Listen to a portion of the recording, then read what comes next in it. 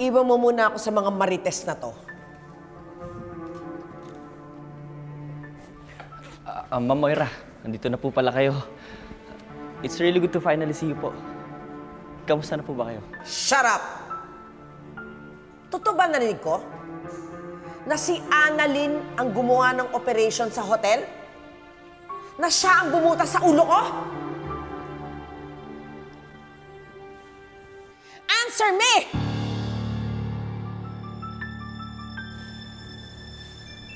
Mom! What are you doing here? You're supposed to be doing your CT scan.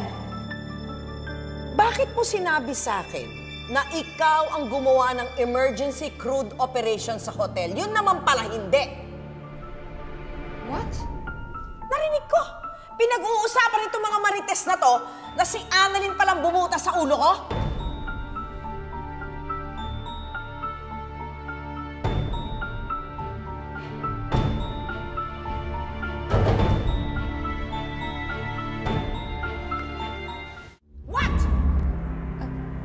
Yes, Ma'am Moira.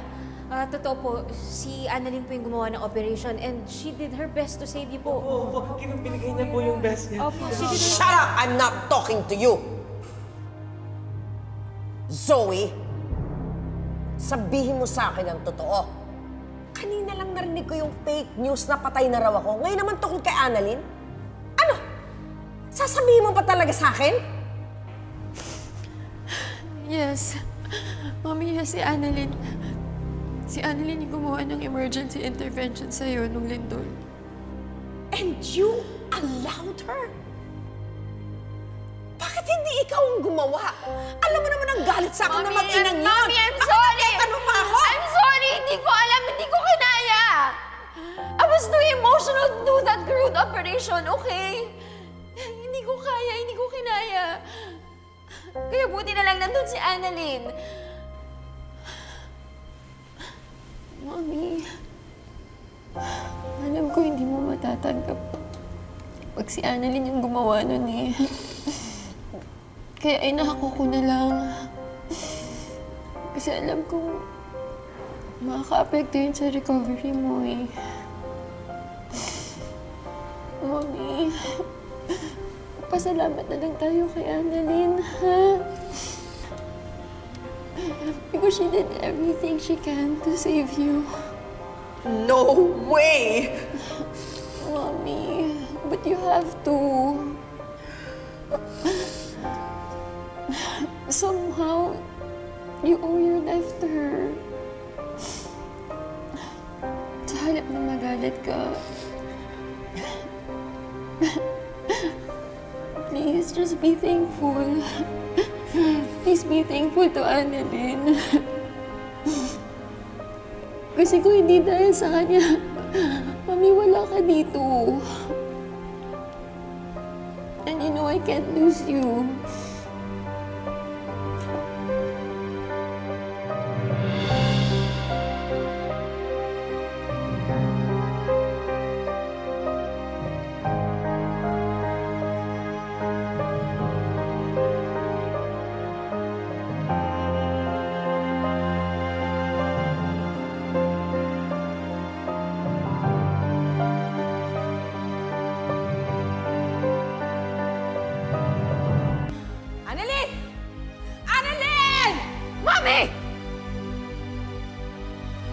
Mami! Walang gustong pumatay sa'yo, okay? Hindi mo ba naiintindihan yun? Hindi ko maintindihan, Zoe. Hindi ko maintindihan kung bakit bigla kayong magkakampi. Hindi ko maintindihan kung bakit bigla ang bait-bait mo dyan kay Annalyn. Dahil niligtas ka niya! Hindi mo ba naiintindihan yun? Alam mo, sana ako na lang talaga yung gumawa para hindi ka rin nagagalit ng ganyan. At parang wala ka ng utang na loob kay Annalyn. Pero ano magagawa ko? Wala akong lakas na loob eh. Wala akong lakas na loob na iligtas ka. Si Annalyn lang yun. Alam mo, Mami, kung pwede lang, ibenta ko yung kaluluwa ko at ibenta ko yung buhay ko para iligtas ka ni Annalyn, gagawin ko yun! Because I care for you. I love you. Kaya please stop blaming Annalyn. Please. You're being so unreasonable.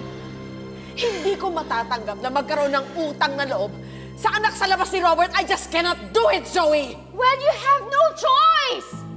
The fact remains na si Annalyn yung dahilan kung bakit buhay ka ngayon. Hindi pa pwedeng mag-video ka na lang? Hindi pa pwede yun? Hindi pa pwedeng magbago ka na lang? Please, magbago ka na lang for the better! You want me to accept Lynette and Annalyn? Those blood-sucking leeches na sumira sa pamilya natin? No way in hell, Zoe! Those blood-sucking leeches na sinasabi mo, sila ang dahilan kung bakit buhay ka ngayon! Sila Annalyn yung dahilan kung bakit may mommy pa rin ako ngayon! Hindi mo ba naiintindihan yun? Ah! Umalis ka na sa harap ko, Zoe. Hindi ko kayang tanggapin yung mga sinasabi. Just leave me alone.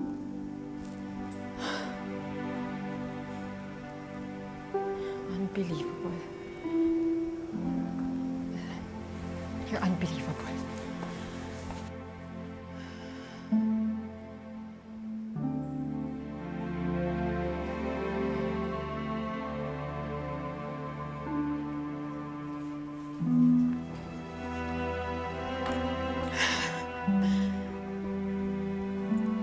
Mami,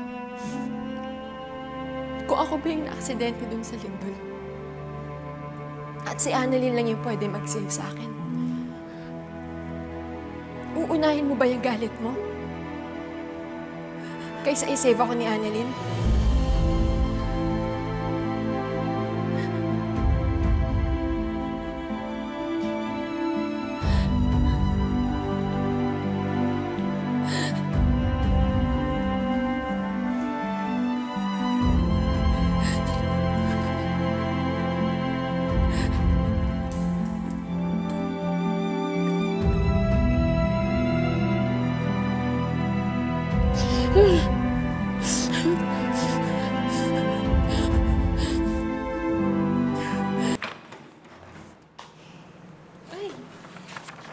Clinton! Di ba naka-off ka? Ba't ka nandito? Off ko. Eh, kaso nakakaburyo naman sa bahay. Saka inaantay ko lang din na matapos si nanay para sabihin na kami umuwi. Kape lang. Okay.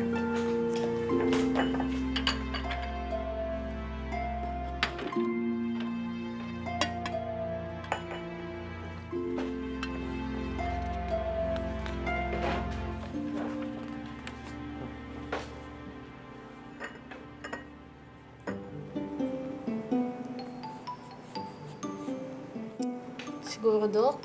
Ang ganda ni Ate Emily, no? Siguro bagay na bagay kayo, no? Naisip ko lang din kasi hindi ko pa pala siya nakikita, no? Wala pa ako nakikita na picture niya. Ganda niya siguro, no? Tingin nga. Dr. Santos, tumigil ka. Huwag kang makulit. Siguro kasi masyado siyang maganda kaya hindi kayo bagay, no? Ayaw mo pakita, no?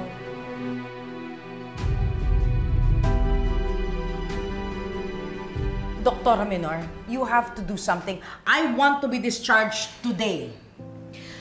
Okay, Mrs. Tanyag. If you really want to insist na umuwi against medical advice, then you should sign the DAMA form. Discharge against medical advice form. I know what a DAMA form is and I will sign anything. Just go and do it. Okay.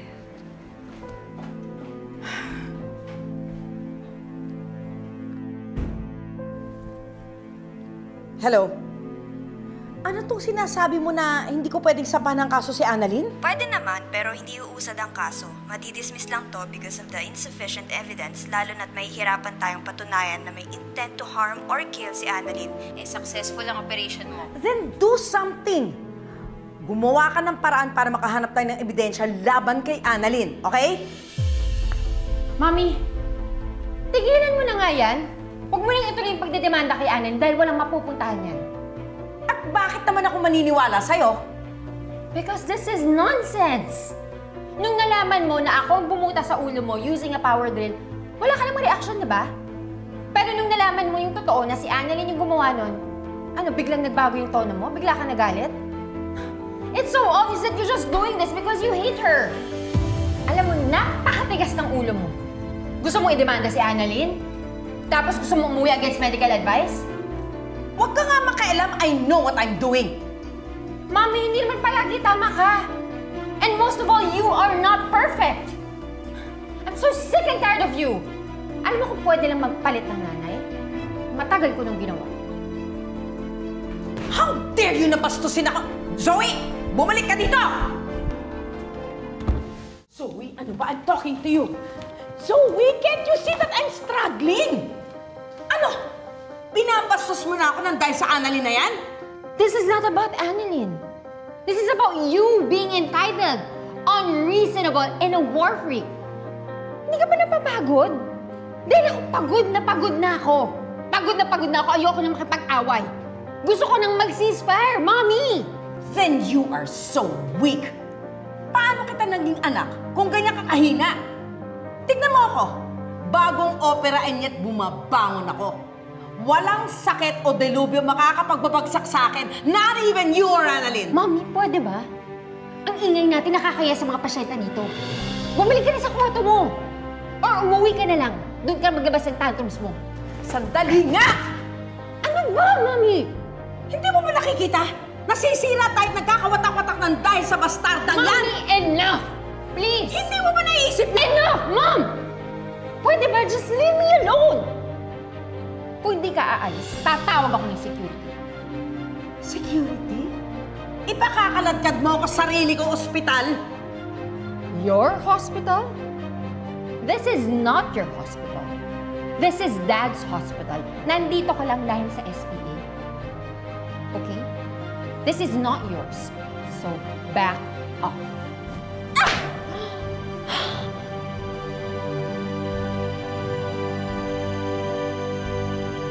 I'm so done with you. Zoe! Zoe! Bumalik ka dito! Ma'am Moira, what is happening here? Baka mapano ang ulo ninyo? You should be resting. Doktora Minor, asa na ba yung pipirmahan ko? Uuwi na ako! Ano tinitingin niyo dyan? Back to work!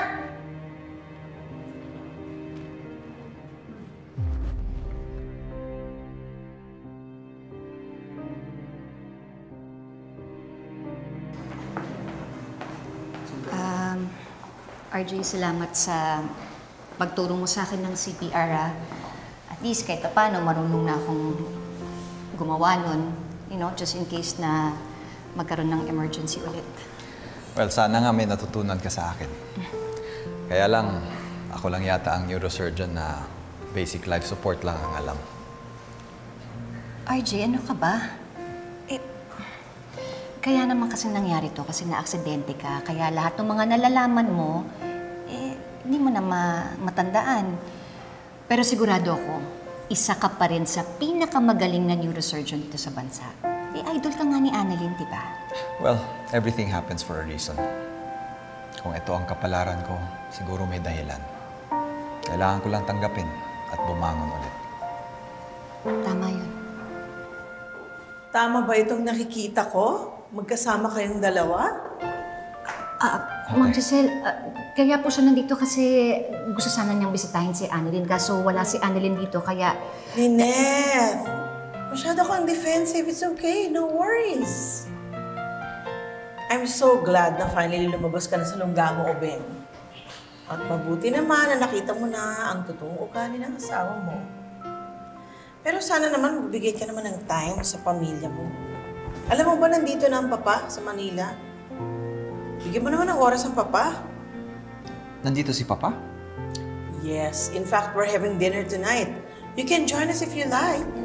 Marami tayong pagkukwentuhan, lalo na kayo ng papa. I'm sure na-miss ka na niya.